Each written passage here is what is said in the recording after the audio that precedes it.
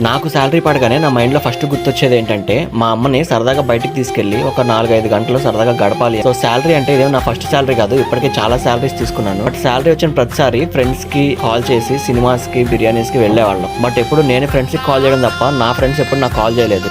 మరి నా ఫ్రెండ్స్ ఎలా ఉన్నారో లేదంటే అందరు ఫ్రెండ్స్ ఎలాగే ఉంటారో నాకైతే తెలియదు. సో అప్పటి నుంచి నేను శాలరీ పడిన ప్రతిసారి మా అమ్మనైతే బయటకు తీసుకెళ్తూ ఉండేవాడిని.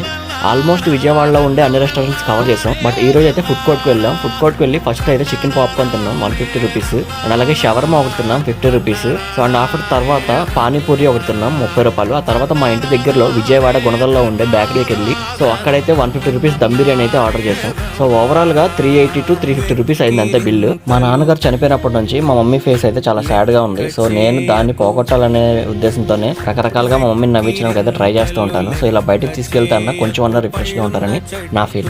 నా రిక్వెస్ట్ ఏంటంటే మీరు కూడా మీ శాలరీ పడినప్పుడు మీ పేరెంట్స్ ని బయటకు తీసుకెళ్ళండి. మీ శాలరీ ఎంతైనా పర్లేదు, 10,000 అయినా 20,000 అయినా 30,000 అయినా ఎంతైనా పర్లేదు.